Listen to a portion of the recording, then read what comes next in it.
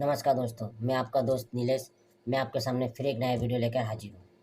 जहाँ जीवन है वहाँ मृत्यु भी निश्चित है। जो प्राणी जन्म ग्रहण करता है उसे समय आने पर मरना भी पड़ता है, और जो मरता है उसे जन्म लेना पड़ता है। पुनः जन्म का यह सिद्धांत सनातन धर्म की अपनी विशेषता है। जीवन की परिसमाप्ति मृत्यु से होती है। इस ध्रुव सत्य को सभी ने स्वीकार किया है और यह प्रत्यक्ष भी दिखाई पड़ता है। इसलिए कल मृत्यु से आक्रांत मृत्यु की रक्षा करने में औषध, तपस्या, दान और माता-पिता एवं बात बंधु आदि कोई भी समर्थ नहीं है। जीवात्मा इतना सूक्ष्म होता है कि जब वह शरीर से निकलता है उस समय कोई भी मनुष्य उसे अपने आँखों से नहीं देख सकता, और यही जीवात्मा अपने कर्मों के भोगों को भोगने के लिए एक अंगुष्ठ पर परिमित अतिवाहिक सूक्ष्म शरीर धारण करता है, जो माता-पिता के शुक्र शोणित द्वारा बनने वाले शरीर से भिन्न होता है।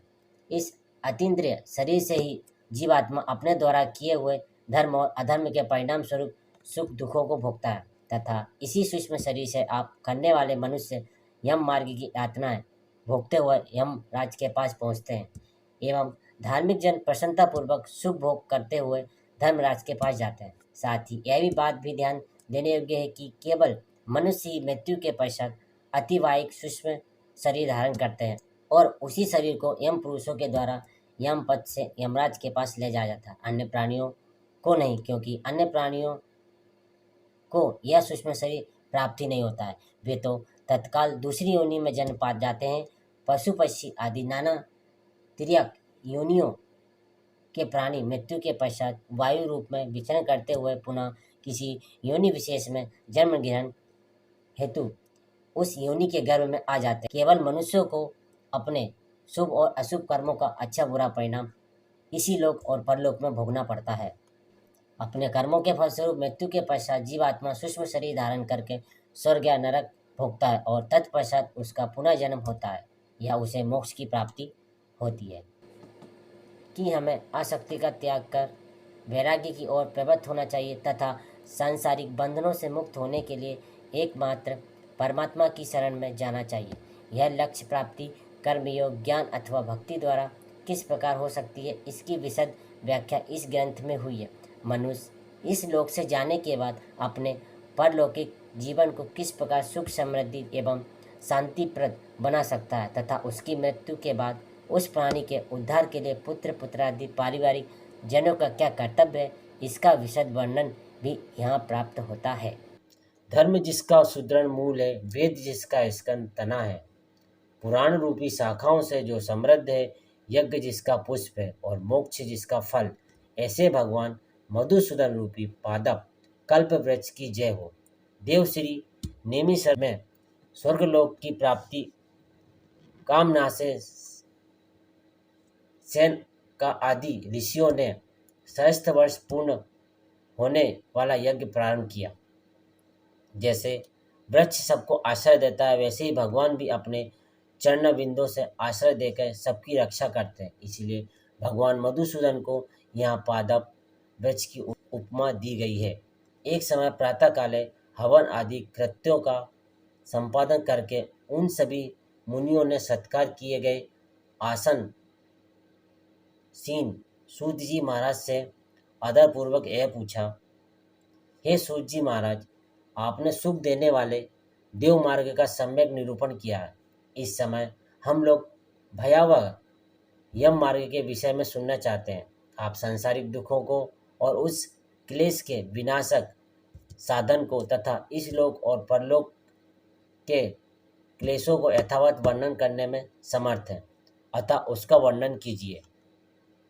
हे मुनियों, आप लोग सुने, मैं अत्यंत दुर्गम यम मार्ग के विषय में कहता हूँ, जो पुण्य आत्मा जनों के लिए सुखद और पापियों के लिए दुखद है। गरुण जी के पूछने पर भगवान विष्णु ने उनसे कुछ कहा था, मैं उसी प्रकार आप लोगों के संदेह की निवृत्ति के लिए कहूँगा। किसी समय वैकुंठ में सुखपूर्वक विराजमान परम गुरु श्री हरि से विंता पुत्र गरुण जी ने विनय से झुककर पूछा, हे देव, आपने भक्ति मार्ग का अनेक प्रकार से मेरे समक्ष वर्णन किया है और भक्तों को प्राप्त होने वाली उत्तम गति के विषय में भी कहा है। अब हम भयंकर यम मार्ग के विषय में सुनना चाहते हैं। हमने सुना है कि आपकी भक्ति से विमुख प्राणी वहीं जाते हैं। भगवान का नाम सुगमता पूर्वक लिया जा सकता है। जिन प्राणी के अपने वश में तो भी लोग नरक को जाते हैं, ऐसे अधम मनुष्यों को बार बार धिक्कार है। इसलिए हे भगवान, पापियों को जो गति प्राप्त होती है तथा यम मार्ग में जैसे वे अनेक प्रकार के दुख प्राप्त करते हैं, उसे आप मुझसे कहें। भगवान बोले, हे पंछी सुनो, मैं उस यम मार्ग के विषय में कहता हूँ जिस मार्ग से पापी जन नरक की यात्रा करते हैं और जो सुनने वालों के लिए भी भयावह है। हे ताच्छ्र, जो प्राणी सदा पाप परायण है, दया और धर्म से रहित है, जो दुष्ट लोगों की संगति में रहते हैं, सत्शास्त्र और सत्संगति से विमुख हैं, जो अपनों को स्वयं प्रतिष्ठित मानते हैं, अहंकारी तथा धन और मान के मद से चूर हैं, असुरी शक्ति को प्राप्त है तथा देवी संपत्ति से रहित है, जिनका चित्त अनेक विषयों में आसक्त होने से भ्रांत है, जो मोह के जाल में फंसे हैं और कामनाओं के भोग में ही लगे हैं, ऐसे व्यक्ति अपवित्र नरक में गिरते हैं। जो लोग ज्ञानशील वे परम गति को प्राप्त होते हैं। पापी मनुष्य दुख पूर्वक यम यातना प्राप्त करते हैं। पापियों को इस लोक में जैसे दुखी की प्राप्ति होती है और मृत्यु के पश्चात वे जैसे यम यातनाओं को प्राप्त होते हैं, उसे सुनो। यथोपार्जित पुण्य और पाप के फलों को पूर्व में भोगकर कर्म के संबंध से उसे कोई शारीरिक रोग हो जाता है आदि मानसिक रोग और व्याधि शारीरिक जो और शारीरिक रोग से युक्त तथा जीवन धारण करने की आशा से उत्कृष्ट उस व्यक्ति की जानकारी के बिना ही सर्प की भांति बलवान काल उसके समीप आ पहुंचता है। उस मृत्यु की संप्राप्ति की स्थिति में भी उसे वैराग्य नहीं होता। उसने जिनका भरण पोषण किया था उन्हीं के द्वारा उसका भरण पोषण होता है। वृद्धावस्था के कारण विकृत रूप वाला और मरना विमुख वह व्यक्ति घर में अवमान पूर्वक दी हुई वस्तु को कुत्ते की भांति खाता हुआ जीवन व्यतीत करता है। वह रोगी हो जाता है, उसे मंदाग्नि हो जाती है और उसका आहार तथा उसकी सभी चेष्टाएं कम हो जाती हैं। प्राणवायु के बाहर निकलते समय आंखें उलट जाती हैं, नाड़ियां कब से रुक जाती हैं, उसे खांसी और श्वास लेने में प्रयत्न करना पड़ता है तथा कंठ से घुर घुर से शब्द निकलने लगते हैं। चिंतामग्न स्वयं जनों से घिरा हुआ तथा सोया हुआ वह व्यक्ति कालपाश के वशीभूत होने के कारण बुलेन पर भी नहीं बोल पाता है।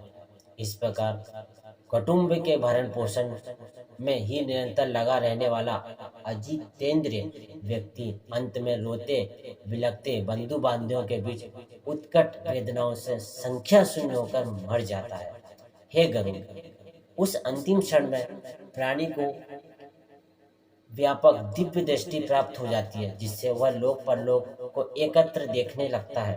अतः चकित होकर वह कुछ भी कहना नहीं चाहता। यमदूतों के समीप आने पर सभी इंद्रियां विकल हो जाती हैं, चेतना जड़ीभूत हो जाती है और प्राण चलायमान हो जाते हैं। आतुर काल में प्राणवायु के अपने स्थान से चल देने पर एक क्षण भी एक कल्प के समान प्रतीत होता है और 100 बिच्छुओं के डंक मारने से जैसी पीड़ा होती है वैसी पीड़ा का समय उसे अनुभव होने लगता है। वह मरणासन व्यक्ति के फैन उगलने लगता है और उसका मुख लार से भर जाता है। पापी जनों के प्राणवायु गुर्दा मार्ग से निकलते हैं। उस समय दोनों हाथों में पास और दंड धारण किए नग्न दांतों को कटकटाते हुए क्रोध पूर्ण नेत्र वाले यम के भयंकर भूत समीप में आते हैं। उनके केस ऊपर की ओर उठे होते हैं, वे कौवे के समान काले होते हैं और टेढ़े मुख वाले होते हैं तथा उनके नख आयु ढकी भांति होते हैं। उन्हें देखकर भयभीत हृदय वाला वह मरणासन प्राणी मलमूत्र का विसर्जन करने लगता है। अपने पंच भौतिक शरीर से हाय हाय करते हुए निकलता हुआ तथा यमदूतों के द्वारा पकड़ा हुआ वह अंगुष्ठ मात्र प्रमाण का पुरुष अपने घर को देखता हुआ यमदूतों के द्वारा यातना देह से ढक करके गले में बलपूर्वक पासों से बंधकर सुदूर यम मार्ग पर यातना के लिए उसी प्रकार ले जाया जाता है जिस प्रकार राजपुरुष दंडनीय अपराधियों को ले जाते हैं। इस प्रकार ले जाए जाते हुए उस जीव को यम के दूत तर्जना करते डराते नरकों के तीव्र भयंकर पुनः पुनः वर्णन करते और उसको सुनाते हुए जाते हैं। यमदूत कहते हैं, हे दुष्ट, शीघ्र चल, तुम यज्ञलोक जाओगे। आज तुम्हें हम सब कुंभी पाक आदि नरकों में शीघ्र ही ले जाएंगे। इस प्रकार यमदूतों की वाणी तथा बंधु बांधवों का रुदान सुनता हुआ वह जीव जोर से हाहाकार करके विलाप करता है और यमदूतों के द्वारा प्रताड़ित किया जाता है। यमदूतों की तर्जनाओं से उसका हृदय विदीर्ण हो जाता है और वह कांपने लगता है। रास्ते में उसे कुत्ते काटते हैं और अपने पापों का स्मरण करता हुआ वह पीड़ित जीव यम मार्ग में चलता है।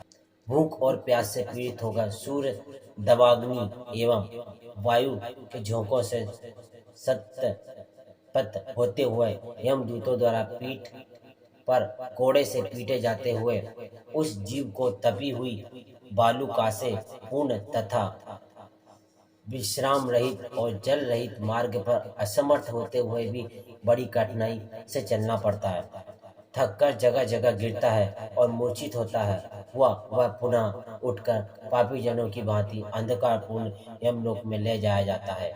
वह मनुष्य 2 अथवा 3 मुहूर्त में वह मनुष्य वहां पहुंचाया जाता है और यमदूत उसे घोर नरक यातनाओं को दिखाते हैं। मुहूर्त मात्र में यम को और नरकीय यातनाओं भय को देखकर वह व्यक्ति यम की आज्ञा से आकाश मार्ग से यमदूतों के साथ पुनः यमलोक में चला जाता है। मनुष्य लोक में आकर अनादि वासना से वृद्ध वह जीव देह में प्रविष्ट होने की इच्छा रखता है, किंतु यमदूतों द्वारा पकड़कर पास में बांध दिए जाने से भूख और प्यास से अत्यंत पीड़ित होकर रोता है।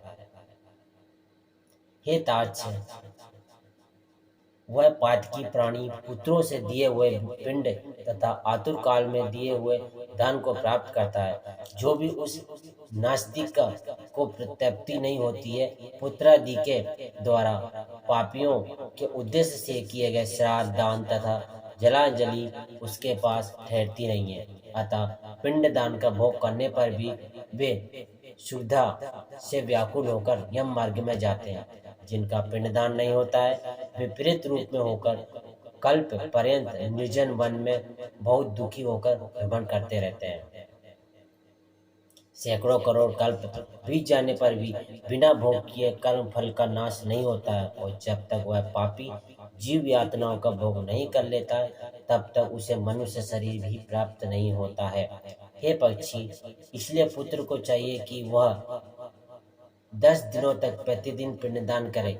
हे पक्षी श्रेष्ठ, वे पिंड प्रतिदिन 4 भागों में विभक्त होते हैं। उनमें 2 भाग तो प्रेत के देह के पंचभूतों की पुष्टि के लिए होते हैं, तीसरा भाग यमदूतों की प्राप्त होता है और चौथे भाग से उस जीव को आहार प्राप्त होता है। 9 रात 9 दिनों में पिंड को प्राप्त करके प्रेत का शरीर बन जाता है और 10वें दिन उसमें बल की प्राप्त होती है। हे खग मृत, व्यक्ति के देह के जल जाने पर पिंड के द्वारा पुनः 1 हाथ लंबा शरीर प्राप्त होता है, जिसके द्वारा वह प्राणी यमलोक के रास्ते में शुभ और अशुभ कर्मों को फल को भोगता है। पहले दिन जो पिंड दिया जाता है उससे उसका सिर बनता है, दूसरे दिन के पिंड से ग्रीवा गर्दन और स्कंद यानी कंधे तथा तीसरे पिंड से हृदय बनता है, चौथे पिंड से पीठ, 5वें से नाभि और छठे तथा 7वें पिंड से क्रमशः कटी और कमर और गुहांग उत्पन्न होते हैं। 8वें पिंड से जांघें और 9वें पिंड से घुटने तथा पैर बनते हैं। इस प्रकार 9 पिंडों से देह को प्राप्त करके 10वें पिंड से उसकी भूख प्यास ये दोनों जागृत होती है। इस पिंड से शरीर को प्राप्त करके भूख और प्यास से पीड़ित जीव 11वें तथा 12वें 2 दिन भोजन करता है। 13वें दिन यमदूतों के द्वारा बंदर की तरह बंधा हुआ वह प्राणी अकेले उस यम मार्ग में जाता है। हे खग, मार्ग में मिलने वाली वैतरणी को छोड़कर यमलोक के मार्ग की दूरी का प्रमाण 86,000 योजन है। वे प्रतिदिन रात दिन में 247 योजन चलता है। मार्ग में आयु हुआ इन 16 पुरों नगरों को पार करके पातकी व्यक्ति धर्मराज के भवन में जाता है। सौम्यपुर, शहरीपुर, नागेंद्र भवन, गंधर्वपुर, शैलागम, कौंजपुर, क्रूरपुर, विचित्र भवन, ब्रह्मपदपुर, दुखदपुर, नानाक्रमपुर, सुतप्रत भवन, रौद्रपुर, पर्यवसरणपुर, सीतांड्यपुर तथा बहुभीतिपुरक को पार करके इनके आगे यमपुरी में धर्मराज का भवन स्थित है। यमराज के दूतों के पासों से बंधा हुआ पापी जीव रास्ते पर हाहाकार करता रोता हुआ अपने घर को छोड़कर यमपुरी को जाता है। इसका आगे का हम अगले वीडियो में देखें। अगर आपको वीडियो अच्छा लगा हो तो चैनल को सब्सक्राइब करें, वीडियो को लाइक करें और हमें कमेंट्स में ज़रूर बताएं। नमस्कार।